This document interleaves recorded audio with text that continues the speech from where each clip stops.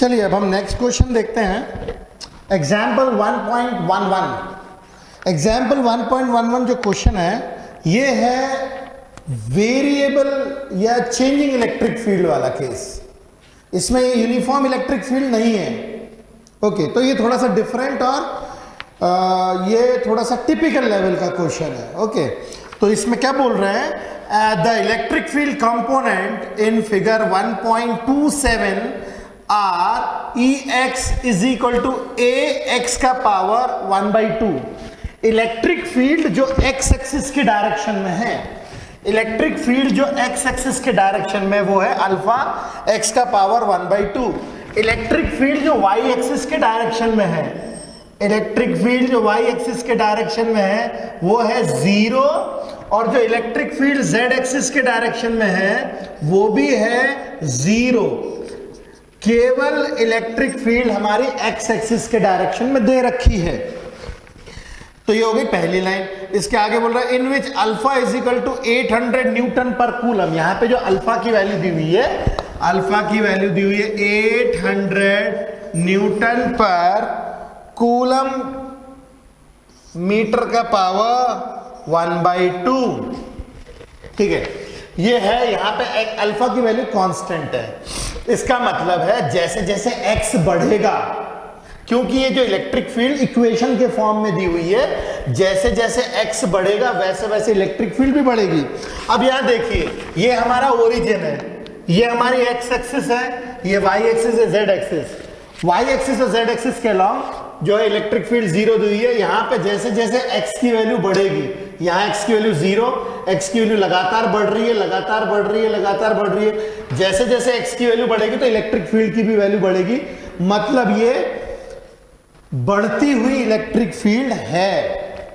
Okay, अब ये कह रहे हैं हमसे इस क्वेश्चन के अंदर में कि कैलकुलेट द, पहला पार्ट है the flux through the cube.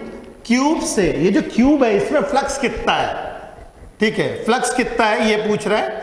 अच्छा, ये अगर ये यूनिफॉर्म इलेक्ट्रिक फील्ड होती, अगर ये यूनिफॉर्म इलेक्ट्रिक फील्ड होती तो जितना फ्लक्स अंदर घुस रहा होता उतना ही फ्लक्स बाहर निकल रहा होता। मगर यहां पे ऐसा नहीं है। यहां पे जो फ्लक्स, यहां पे इलेक्ट्रिक फील्ड वीक है तो मतलब फ्लक्स भी कम है, यहां पे इलेक्ट्रिक फील्ड ज्यादा है मतलब फ्लक्स भी ज्यादा है। तो अपने को नेट फ्लक्स निकालना है। और दूसरा, the charge with in the cube assume ए की वैल्यू 0.1। ये जो ए की वैल्यू दी हुई है 0.1 है। अब इस क्वेश्चन के अंदर में हमारा जो क्यूब है वो क्यूब ओरिजिन से ए की दूरी पे, मतलब कुछ इस तरीके से आप लेकर के चलिए, ये हमारा क्यूब ओरिजिन यहां है, ओरिजिन से क्यूब की ये वाली फेस ए की दूरी पे, और इस क्यूब का भी, क्यूब जो है इसका भी साइड ए है। मतलब ओरिजिन से ये वाला फेस ए की दूरी पे और ओरिजिन से ये वाला फेस, इस तरफ का फेस 2a की दूरी के ऊपर होगा। अच्छा, अब ये तो हमने बता दिया डायरेक्शन ऑफ इलेक्ट्रिक फील्ड और उसकी मैग्नीट्यूड कितनी होगी डिस्टेंस के हिसाब से। अब यदि हमें इलेक्ट्रिक फील्ड का डायरेक्शन यहां देखना, तो इलेक्ट्रिक फील्ड तो केवल एक्स एक्सिस के अलॉन्ग है। अब हम एरिया का डायरेक्शन कैसे निकालेंगे, तो देखिए इलेक्ट्रिक फील्ड हमारी जा रही है ऐसी, मतलब इस क्यूब के हिसाब से कुछ ऐसी इलेक्ट्रिक फील्ड जा रही है ऐसी। अब इलेक्ट्रिक फील्ड अगर ऐसी जा रही है तो ये वाला जो सरफेस है, ये वाला सरफेस, ये वाले सरफेस में डायरेक्शन होगा ऐसा, ये वाले सरफेस में डायरेक्शन होगा ऐसा, ये वाले सरफेस पे डायरेक्शन होगा ऐसा, इस वाले सरफेस पे डायरेक्शन ऐसा होगा। अब आप अगर ध्यान से देखेंगे तो डायरेक्शन ऑफ एरिया, ये वाले इस साइड में डायरेक्शन सपोर्ट कर रहा है, मतलब 0 डिग्री। इस तरफ इलेक्ट्रिक फील्ड ऐसी ही जा रही है, इस तरफ डायरेक्शन है ऐसा, मतलब 180 डिग्री, 90 डिग्री, 90 डिग्री, नीचे 90 डिग्री और पीछे भी 90 डिग्री। ओके, तो यहां पे हर जगह पे ये सारी फेजेस के ऊपर 90 डिग्री का एंगल है, बाकी यहां पे है 0 डिग्री का एंगल। डेल्टा इसका डायरेक्शन भी यही, इलेक्ट्रिक फील्ड का भी डायरेक्शन यही। तो यहां पे जो एंगल होगा थीटा की वैल्यू जो होगी इस फेस के लिए ये होगी 0 डिग्री, और जबकि इस फेस के लिए डायरेक्शन एरिया का होगा इस तरफ, डेल्टा एस का डायरेक्शन इस तरफ और इलेक्ट्रिक फील्ड का डायरेक्शन उस तरफ, तो यहां पे एंगल होगा theta is equal to 180 degree. अब मैं इसको लेफ्ट वाला हिस्सा मान लेता हूं और इसको राइट वाला हिस्सा मान लेता हूं। ओके, अगर मैं लेफ्ट में देखूं तो लेफ्ट में इलेक्ट्रिक फील्ड कितनी होगी? इलेक्ट्रिक फील्ड जो लेफ्ट हैंड साइड में होगी that will be equal to alpha A का पावर 1/2। हमें ए की भी वैल्यू दे रखी है और अल्फा की भी वैल्यू दे रखी है, ठीक है। तो ये लेफ्ट में आ गया। अगर राइट में देखें तो electric field right hand side होगी अल्फा 2a का पावर 1/2।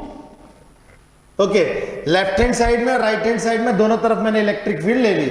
ओके, अब यहां पे यदि मुझे निकालना हो, यहां पे अगर मुझे निकालना हो फ्लक्स, तो फ्लक्स जो होगा E delta S dot product, तो यह आ जाएगा E delta S cos 180 degree. Electric field कितनी है? अल्फा ए का पावर 1/2 एस मतलब साइड, ये वाले जो फेस है, इस तरफ वाली जो फेस है, इसका जो एरिया होगा साइड का स्क्वायर मतलब ए का स्क्वायर होगा और कॉस 180 डिग्री होता -1, तो ये हो जाएगा अल्फा ए का पावर 3/2 और 2 + 1/2 दैट इज 5/2। ओके, और ये माइनस साइन अपने पास में रहेगा, अल्फा माइनस अल्फा ए का पावर 5/2, जबकि इस डायरेक्शन में कितना रहेगा? ये लेफ्ट में निकाला मैंने, फ्लक्स जो राइट हैंड साइड निकलेगा E डॉट डेल्टा एस, ये आ जाएगा E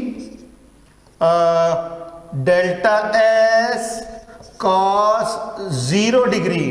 इलेक्ट्रिक फील्ड है अल्फा 2a का पावर 1/2 और a स्क्वायर कॉस 0 होता है 1, तो हो जाएगा अल्फा √2 पावर प्लस 1/2 a का पावर 5/2। ये आ गया मेरा राइट साइड वाला फ्लक्स और लेफ्ट साइड वाला फ्लक्स। ये निगेटिव आ रहा है और ये पॉजिटिव आ रहा है, ठीक है, क्योंकि यहां पे इलेक्ट्रिक फील्ड की मैग्नीट्यूड कम है और यहां पे ज्यादा है। अच्छा, जो नेट फ्लक्स होगा, नेट फ्लक्स जो होगा that will be equal to flux right hand side में प्लस लेफ्ट हैंड साइड का flux plus right hand side का फ्लक्स। लेफ्ट हैंड साइड का फ्लक्स है माइनस अल्फा ए का पावर 5/2 और ये है अल्फा √2 ए का पावर 5/2, तो आ जाएगा अल्फा ए का पावर 5/2 हम कॉमन ले लेंगे, -1 प्लस √2, ये आ जाएगा अल्फा ए का पावर 5/2 √2 -1। ये आ गया मेरे पास फ्लक्स। अब इसकी वैल्यूज जो है मैं यहीं से देख करके लिख लेता हूं। तो अगर इसकी वैल्यूज हम देखें तो अल्फा की वैल्यू है 800, ये गिवन थी, ये मैंने रख ली। ए की वैल्यू दी हुई है मैं 0.1, तो 0.1 रख लिया, पावर 5/2 और आ जाएगा √2 -1। ओके, अब इसको सॉल्व करेंगे। वैसे अगर वैसे इसको सॉल्व करना बहुत मुश्किल है, मगर ठीक है, यदि इसको सॉल्व करेंगे तो वैसे तो हम यहाँ पे भी आंसर डिक्लेयर कर सकते हैं, कोई दिक्कत नहीं है। अगर सॉल्व करेंगे तो मिलेगा 1.05 न्यूटन मीटर स्क्वायर कूलम का पावर -2। ये आएगी हमारी फ्लक्स, नेट फ्लक्स। अब इसी में ये तो हो गया इसका ये वाला पार्ट। अच्छा, बाकी सब तरफ जितने भी 4 फेसेस है, मतलब सामने वाला, ऊपर वाला, पीछे वाला और नीचे वाला, इन चारों फेसेस में फ्लक्स होगी 0, ठीक है। Flux in rest all, flux from rest all the faces, ये होगी 0 के बराबर। ओके, तो ये तो हो गया इसका ये वाला पार्ट। इसका इसी का दूसरा पार्ट पूछ रहा है चार्ज कितना होगा। तो चार्ज के लिए हम लोग के पास फॉर्मूला होता है flux is equal to charge upon epsilon naught. तो charge is equal to flux into epsilon naught लिख सकते हैं। फ्लक्स की वैल्यू मिली हुई है 1.05 और इसकी वैल्यू होती है 8.85 इंटू 10⁻⁻12। तो सॉल्व करेंगे मिलेगा 9.27 इंटू 10⁻⁻12 कूलम का चार्ज ये अपने को मिलेगा। अब ये जो क्वेश्चन है थोड़ा सा डिफरेंट है, थोड़ा सा टिपिकल है, क्योंकि ये नॉन यूनिफॉर्म इलेक्ट्रिक फील्ड वाला क्वेश्चन है। ओके, तब आप इसे कीजिए, और अगर कोई भी डाउट आता है तो प्लीज मुझे जो है कमेंट बॉक्स में लिख करके बताइए कि इसमें अगर कोई प्रॉब्लम है तो उसको हम कैसे, मुझसे आप डाउट पूछिएगा। ओके, फटाफट इसको लिखिए, फिर हम लोग अगले एग्जाम्पल 1.12 पे चलते हैं।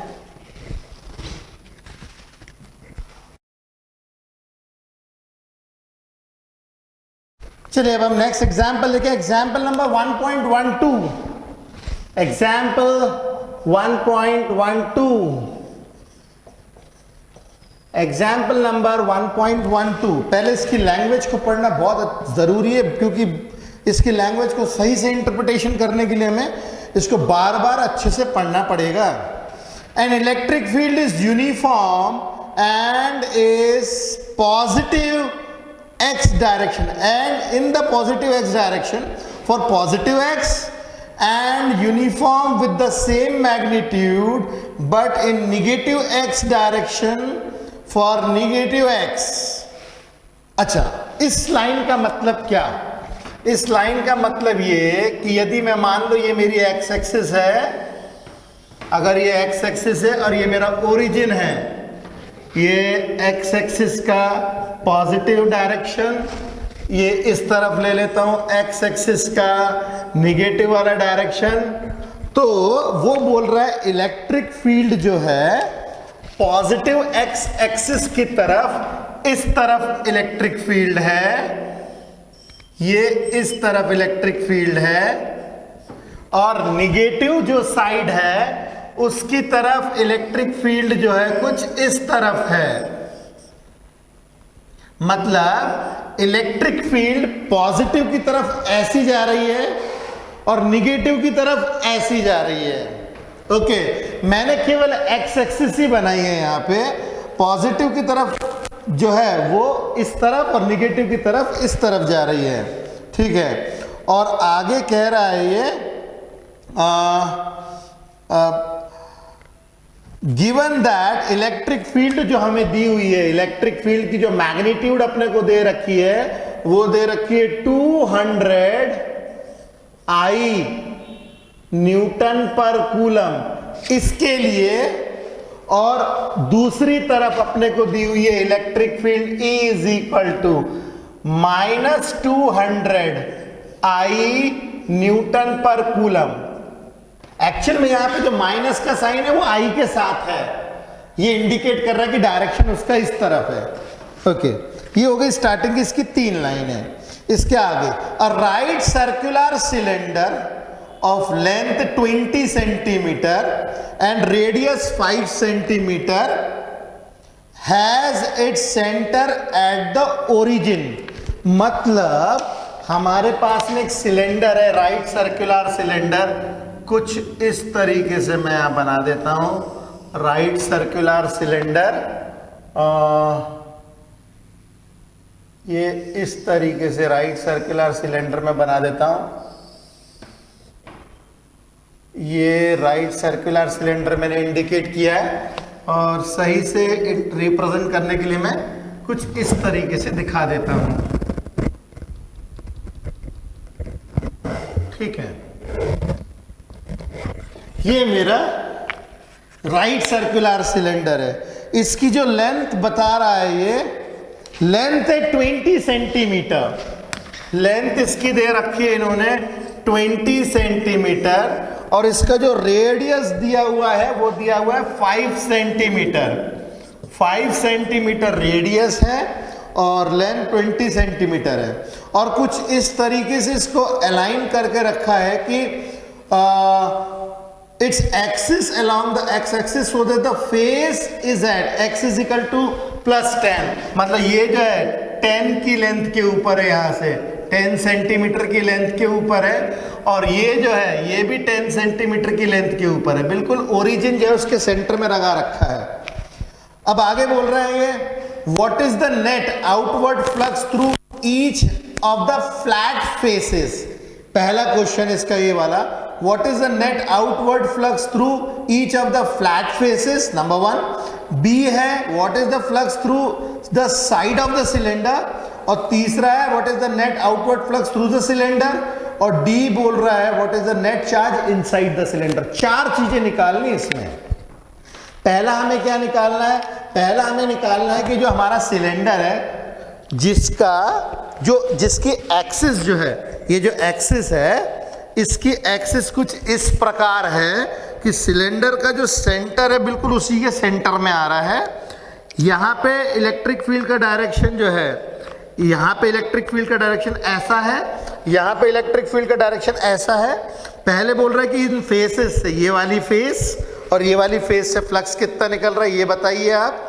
दूसरा बोल रहा है यहाँ से कितना फ्लक्स निकल रहा है ये बताइए। तीसरा बोल रहा है टोटल फ्लक्स कितना है ये बताइए। और चौथा बोल रहा है इन फ्लक्स के करस्पॉन्डिंग चार्ज कितना है ये बताइए। चार चीजें निकालनी, इससे और इस तरफ से फ्लक्स, फिर यहां से निकलने वाला इस साइड से निकलने वाला फ्लक्स, यहां से निकलने वाला फ्लक्स निकालना पहले इसमें दोनों तरफ, यहां पे और इस तरफ। दूसरे इसमें इन कर्व्ड सरफेस एरिया से निकलने वाला फ्लक्स, यहां से ऐसा ऐसा जो निकलने वाला फ्लक्स, और तीसरा टोटल फ्लक्स, और चौथे केस में हमें बोल रहा है निकालिए आप उसके करस्पॉन्डिंग चार्ज कितना होगा। ठीक है, अच्छा मैं क्या करता हूं, अपने आप को सिलेंडर के अंदर बिठा देता हूं। यदि मैं सिलेंडर के अंदर बैठ गया मान लो, तो देखूंगा कि यहां पे जो एरिया का डायरेक्शन है बाहर निकलता हुआ नजर आ रहा है डेल्टा एस, और यहां पे जो एरिया का डायरेक्शन है ये भी बाहर निकलता नजर आ रहा है डेल्टा एस। अब देखिए डेल्टा एस और इलेक्ट्रिक फील्ड दोनों सेम डायरेक्शन में, यहां पे भी डेल्टा एस और इलेक्ट्रिक फील्ड सेम डायरेक्शन में। ठीक है, तो अब मैं क्या करता हूं, पहले वाले क्वेश्चन का अपन लोग सोल्यूशन करते हैं। ठीक है, अब मैं पहले राइट हैंड साइड पे लेता हूं, राइट साइड की फेस ले लेता हूं। राइट साइड की फेस में delta flux is equal to E dot delta S, और ये आ जाएगा E delta S cos 0 degree. Electric field हमें दे रखी है 200, और एरिया निकालने के लिए ये सर्कल होगा नहीं तो, क्योंकि ये जो होता है सिलेंडर का ये फेस होता है सर्कल, तो हम लोग जो है सर्कल का एरिया लेंगे, that is pi are square. Radius हमें दे रखा है इन्होंने, तो ये आ जाएगा pi are square, pi into 0.05 का स्क्वायर, क्योंकि 5 सेंटीमीटर है, इसको मीटर में कन्वर्ट करेंगे, और इंटू कॉस 0 डिग्री होता है 1, और इसको यदि हम लोग सॉल्व करेंगे तो हमें मिलेगा 1.57 न्यूटन मीटर स्क्वायर पर कूलम। अब इसी तरीके से मैं अगर लेफ्ट फेस से निकालूं, लेफ्ट फेस से निकालें तो लेफ्ट फेस में वही delta phi is equal to E dot delta S, मतलब E delta S cos 0 degree. Electric field हमेशा 200, वही सेम 200, माइनस है तो इसमें भी माइनस है। ठीक है, तो ये हो जाएगा एरिया ले लेंगे pi are square, pi are square वही 0.05 का स्क्वायर कॉस 0 होता है 1, इसको भी आंसर 1.57 न्यूटन मीटर स्क्वायर पर कूलम ही आएगा। अब इसके बाद में बी वाला पार्ट बोल रहा है what is the flux through the side of the cylinder, ये वाली साइड से जो कर्व सरफेस एरिया से जो फ्लक्स निकलेगा वो कितना निकलेगा। अब उस केस में इलेक्ट्रिक फील्ड हमारी इधर है, जैसे इसका आधा हिस्सा ले, इलेक्ट्रिक फील्ड इधर और एरिया का डायरेक्शन ये, तो for curved surface of cylinder angle जो होगा 90 डिग्री होगा, तो ऐसी सिचुएशन में delta phi is equal to E dot delta S, E delta S cos 90 degree, और कॉस 90 जो होता है वो 0 होता है, तो आंसर इसका आएगा 0, मतलब नेट फ्लक्स आएगा 0। अब तीसरे सी वाले में कह रहा है कि टोटल फ्लक्स कितना निकल रहा है। भाई देखो बगल से तो कुछ निकल नहीं रहा, जो निकल रहा है वो एक इस तरफ से निकल रहा है कि इस तरफ से निकल रहा है, तो जो टोटल फ्लक्स होगा, टोटल फ्लक्स